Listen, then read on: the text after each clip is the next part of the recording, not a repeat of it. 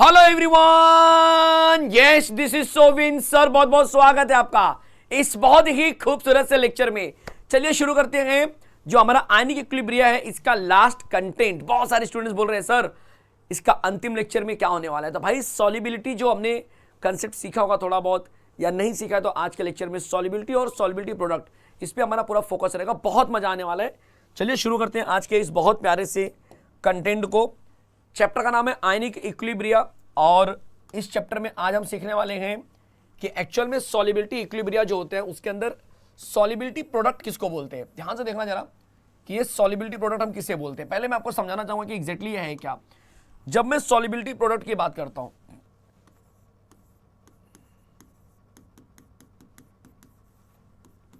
जब मैं बोलता हूं कि यार सॉल्युबिलिटी प्रोडक्ट की बात हो रही है, तो एग्जैक्टली ये किसकी बात हो रही है। ये बात कर रहे हैं KSP। सॉल्युबिलिटी प्रोडक्ट को हम KSP से दिखाते हैं। सर क्या होता है KSP? तो ऐसा माना गया कि मैंने एक वीक इलेक्ट्रोलाइट ले लिया AgCl, जो कि ऑब्वियस है Ag + Cl- में टूटेगा, बहुत कम अमाउंट में टूटता है। तो अगर मुझे इसका K निकालना हुआ तो हम बोलेंगे यार इसका K होता है प्रोडक्ट अपॉन रिएक्टेंट, कुछ इस तरह से आएगा। अब जैसा कि मैं जानता हूं कि ये जो AgCl है वो वीक इलेक्ट्रोलाइट है। कैसा है? Week electrolyte. जो AgCl है is a weak electrolyte.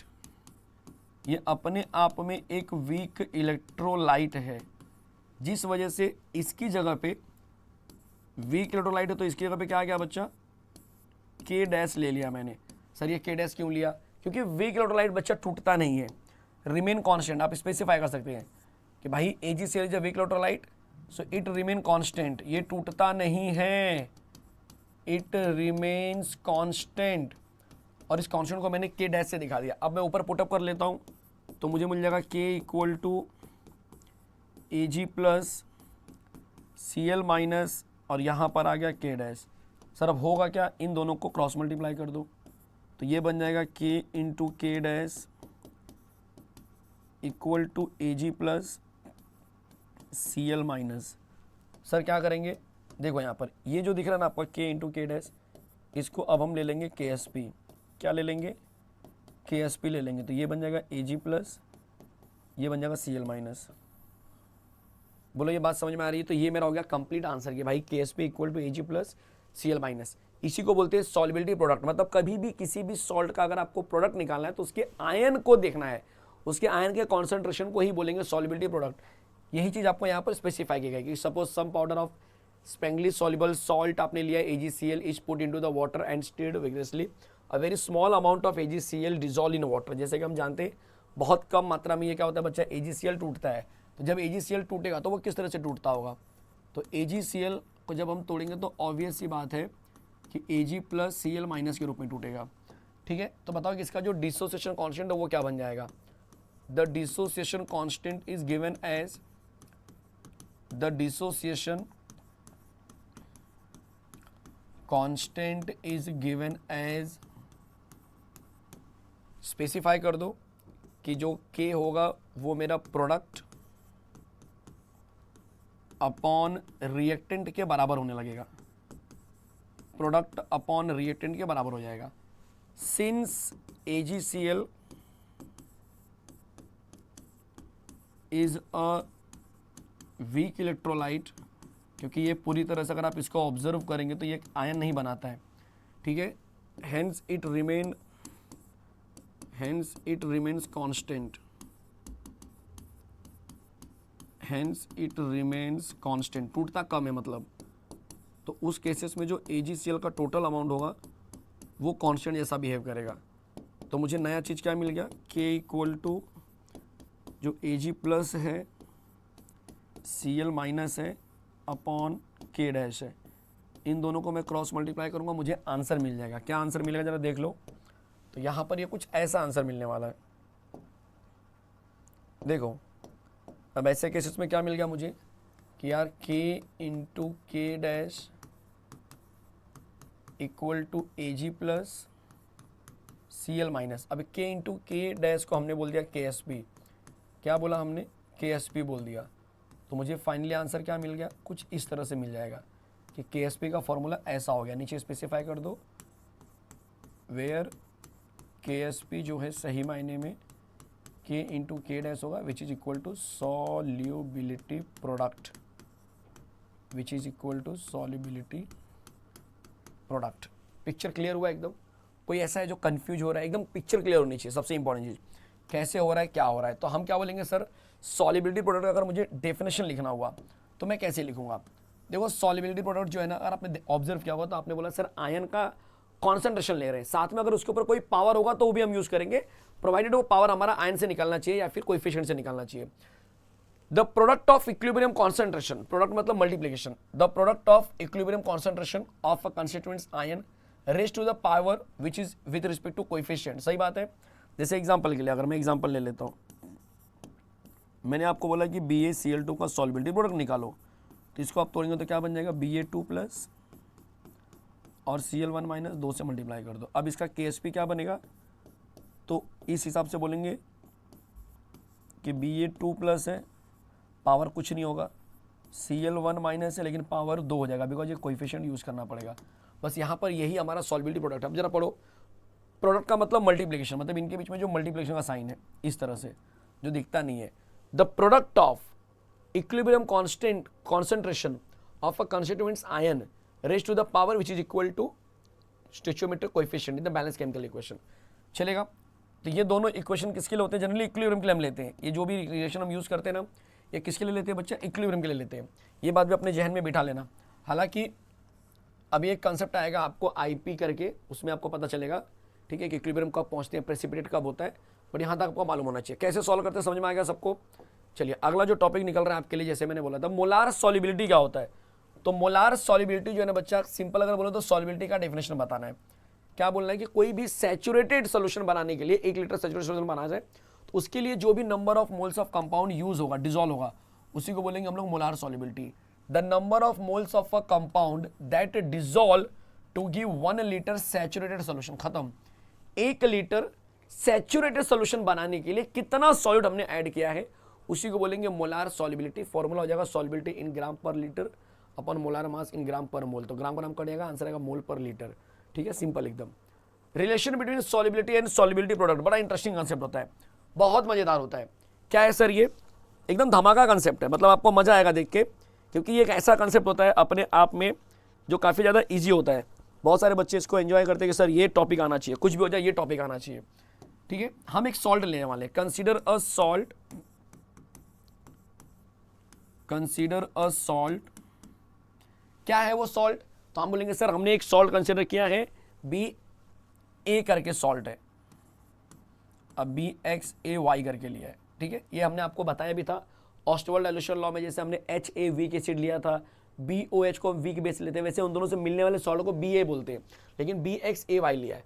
Consider a salt BXAY which is dissolved in water, which is dissolved in water। बोलो, जब इसको डिसॉल्व करेंगे तो क्या बन जाएगा? BXAY को जब हम डिसॉल्व करेंगे तो इक्विलिब्रियम में BY plus AX minus, B कितनी बार है? X टाइम है, A कितनी बार है? Y टाइम से। ये हो गया।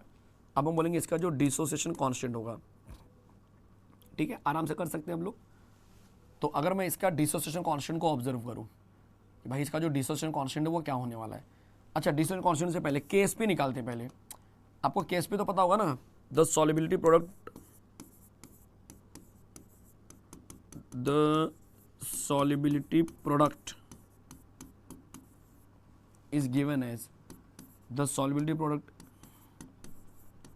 is given as, बोलो, KSP इक्वल टू, क्या करेंगे? KSP का फॉर्मूला क्या है? पहला BY प्लस उसका पावर X जाएगा, AX माइनस उसका पावर Y जाएगा, एज पर द रूल। कोई डाउट है किसी को? पीछे मैंने बताया था वही सेम यूज किया, यहाँ पर कुछ अलग नहीं है, कुछ अलग नहीं है, देख लो अच्छे से। इक्वेशन नंबर 1 करेंगे, फिर से देखो जरा।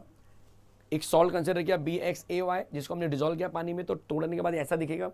KSP का फॉर्मूला जो मैंने पीछे अभी अभी डिराइव किया आपको, कोई सॉल्ट को तोड़ना हो तो कैसे कर तोड़ेंगे, तो इस तरह से तोड़ेंगे।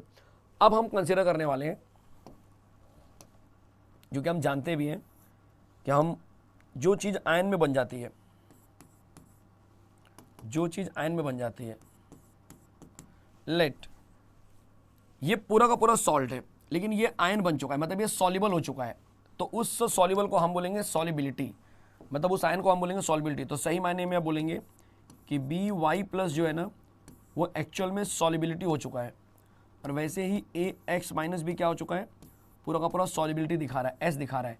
तो बी वाई प्लस कितना दिखा रहा है, एक्स टाइम दिखा रहा है, और ए एक्स माइनस कितना दिखा रहा है, वाई टाइम्स दिखा रहा है। क्या ये चीज़ समझ में आई? ये मैंने लेट किया, इसका मतलब नहीं कि सच में मैं लेट कर रहा हूँ, मैं एक्चुअल में बता रहा हूँ कि ये इसके बराबर होता है। जो भी कोई सॉल्ट होता है जब वो अनडिसोशिएट होता है तो वो पूरा सॉल्ट है, लेकिन जब वो डिसोशिएट हो जाता है, वो टूट जाता है, तो उसको हम बोलते हैं कि सॉल्युबल हो चुका है, सॉल्युबिलिटी दिखा रहा है, और सॉल्युबिलिटी को हम एस से दिखाते हैं। तो बी वाई प्लस को मैंने एस बना दिया, ए एक्स माइनस को एक्स बना दिया, लेकिन ये बी वाई प्लस कितनी बार है सर, एक्स टाइम है, तो मैंने एक्स टाइम कर दिया। अब ये इन्फॉर्मेशन इक्वेशन नंबर 1 में डाल दो, substitute in equation number 1, simple होने वाला है।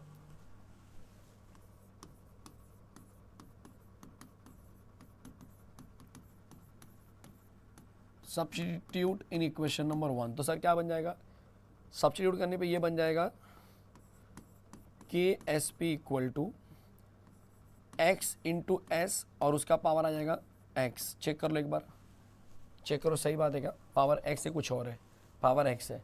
दूसरे का क्या बन जाएगा, Y into S power Y. एक काम करो, इसको तोड़ देते हैं, तो ये बन जाएगा एक्स का पावर एस, एक्स का पावर एस, वाई का पावर वाई, एस का पावर वाई।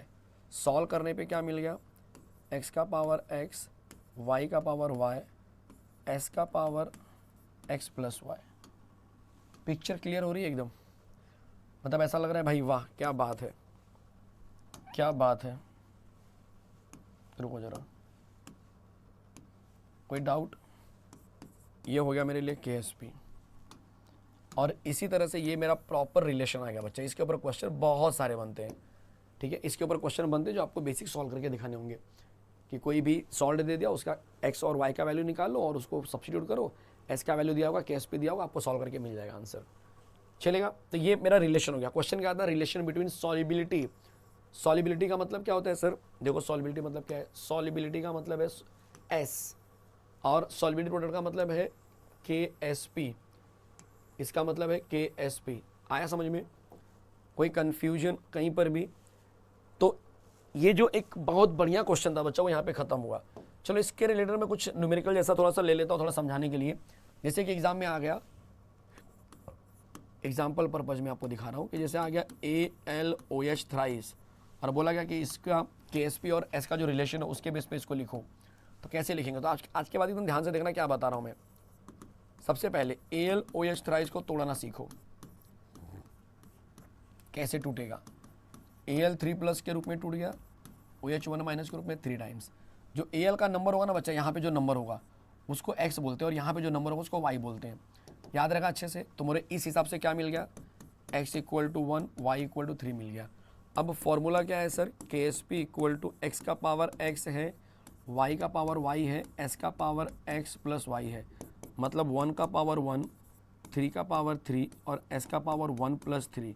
कितना आ गया, 3 3 का 9 3 27। तो आंसर आ गया KSP इक्वल टू 27, s का पावर 4। क्या ये बात समझ में आई? पहला न्यूमेरिकल एकदम दिमाग की नसों में उतर गया। अगला क्वेश्चन देख लो जरा, आपके प्रैक्टिस के लिए एक आपको होमवर्क में भी दे दूंगा मैं। एग्जाम्पल 2 ले लो, जैसे कि एक बढ़िया क्वेश्चन होता है Na2SO4, इस तरह से क्वेश्चन आ गया, सोडियम सल्फेट। सर इसका क्या करेंगे? अब ऐसा पूछा गया है तो करके देखते हैं क्या होने वाला है। तो Na जो है सर 1 प्लस होगा और सल्फेट 2 माइनस होगा, बट Na 2 टाइम्स है, ये 1 टाइम है, मतलब इस बार भी आंसर कुछ लग रहा है कि ऐसा ही होने वाला है। ये कुछ ऐसा हो गया, चेंजेस तो कुछ खास नहीं होंगे। KSP इक्वल टू x का पावर x, y का पावर y, s का पावर x प्लस y। तो ये बन जाएगा 2 का पावर 2, s का पावर y का पावर y का पावर y 1 है तो 1 का पावर 1, और s का पावर 2 प्लस 1 हो गया, 2 दूनी 4, s का पावर 3, मतलब KSP हमारा कुछ ऐसा बन जाएगा। बोलो ये बात समझ में आ रही है? कोई डाउट है? उम्मीद करूँ कि आपको अच्छे से आ रहा है समझ में। अगला क्वेश्चन मैं आपको एज अ होमवर्क दे रहा हूँ, आप चैट में बताइए, कमेंट में बताइए कि इसका KSP किसके बराबर होगा। बढ़िया क्वेश्चन है, कई बार आया हुआ है ये, कंफ्यूज मत होना, कैल्शियम फॉस्फेट बोलते हैं। ठीक है, सॉल्व करके बताइए कि इसका आंसर क्या आएगा। ठीक है, यस चलिए बढ़ते हैं अगले क्वेश्चन की तरफ। अगला क्वेश्चन कंडीशन फॉर प्रेसिपिटेशन, जिसकी मैंने बात की थी।